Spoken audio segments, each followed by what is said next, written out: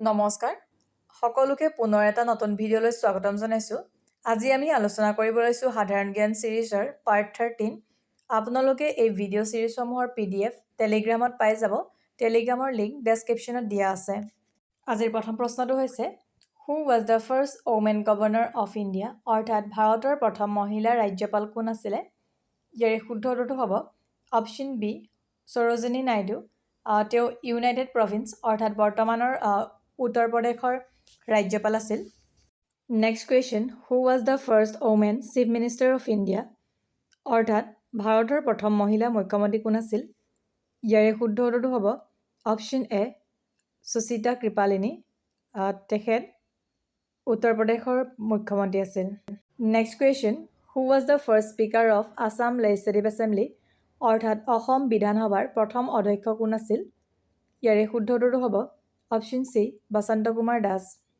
Next question who is the present president of Assam সাহিত্য সভা, অৰ্থাৎ অসম সাহিত্য সভাৰ বৰ্তমানৰ সভাপতি কোন? ইয়াৰে শুদ্ধ উত্তৰটো হ'ব অপশ্যন চি সূৰ্য হাজৰিকা। তেখেতে নাৰায়ণপুৰৰ অধিৱেশনৰ সভাপতিত্ব গ্ৰহণ কৰিছিল। Next question who was the first president of Bodo Sahitya Sabha, অৰ্থাৎ বড়ো সাহিত্য সভাৰ প্ৰথম সভাপতি কোন আছিল? ইয়াৰে শুদ্ধ উত্তৰটো হ'ব অপশ্যন এ জয়ভাদ্ৰ হাগজাৰ। মনত ৰাখিব বড়ো সাহিত্য সভা গঠন হৈছিলে 1952। Next question what is the name of best literature award presented by Bodo Sahitya Sabha, অৰ্থাৎ বড়ো সাহিত্য সভাই কাৰ নামত শ্ৰেষ্ঠ সাহিত্য বঁটা প্ৰদান কৰে? ইয়াৰে শুদ্ধ উত্তৰটো হ'ব option B Someshwari Brahma best literature award. Next question where is the headquarter of Bodo Sahitya Sabha, অৰ্থাৎ বড়ো সাহিত্য সভাৰ মুখ্য কাৰ্যালয় ক'ত অৱস্থিত? ইয়াৰে শুদ্ধ উত্তৰটো হ'ব option A Kokrajhar. Next question who was the leader of Narmada Bachao Andolan, অৰ্থাৎ নৰ্মদা বচাও আন্দোলনৰ নেতা কোন আছিলে? ইয়াৰে শুদ্ধ উত্তৰটো হ'ব option C Medha Patkar. Next question who was the leader of Chipko Andolan, অৰ্থাৎ চিপকো আন্দোলনৰ নেতা কোন আছিলে? ইয়াৰে শুদ্ধ উত্তৰটো হ'ব option D Sunderlal Bahuguna. Next question who is known as bird man of India, অৰ্থাৎ ভাৰতৰ চৰাইৰ মানুহ নামেৰে কাক জনা যায়?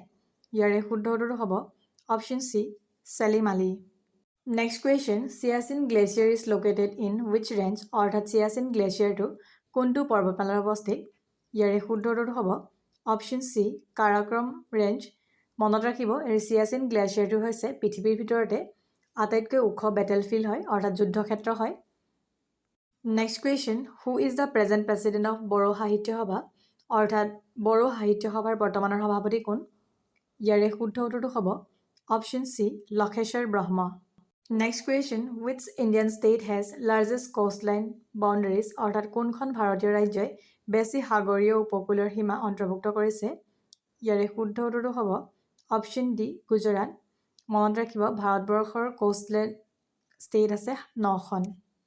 Next question which country has largest coastline, অৰ্থাৎ কোনখন দেশে বেছি সাগৰীয় উপকূলৰ সীমা অন্তৰ্ভুক্ত কৰিছে? ইয়াৰে শুদ্ধ উত্তৰটো হ'ব অপশ্যন চি কানাডা।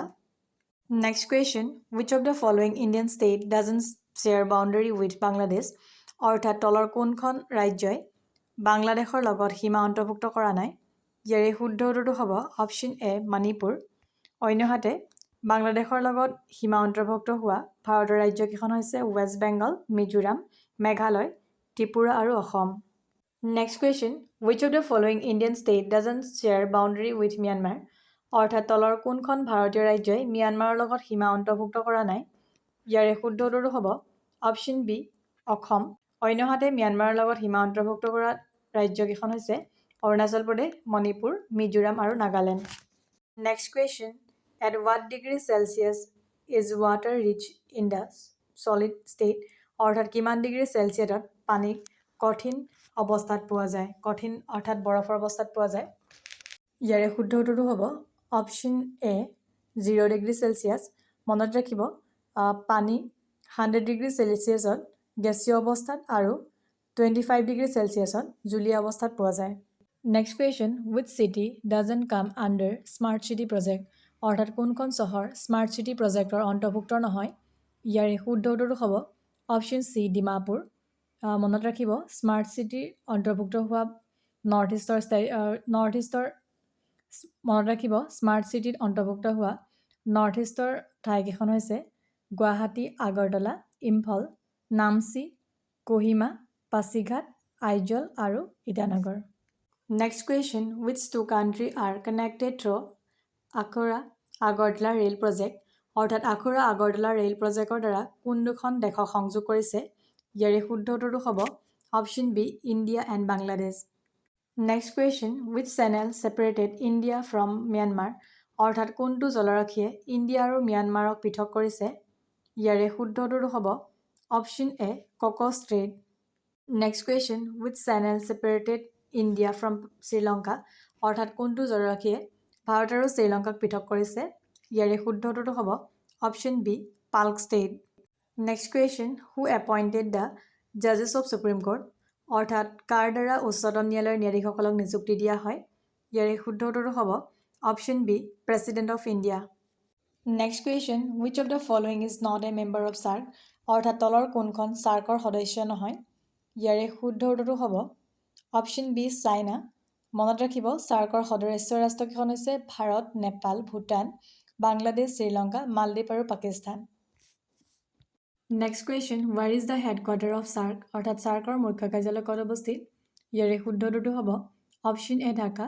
মনত ৰাখিব ছাৰ্কৰ ফুল ফৰ্ম হৈছে South Asian Association for Regional Cooperation. Next question, what instrument used to measure atmospheric pressure? অৰ্থাৎ বায়ুমণ্ডলৰ চাপ জোখাৰ যন্ত্ৰটোৰ নাম কি? ইয়াৰে শুদ্ধ উত্তৰটো হ'ব অপশ্যন এ, বেৰমিটাৰ।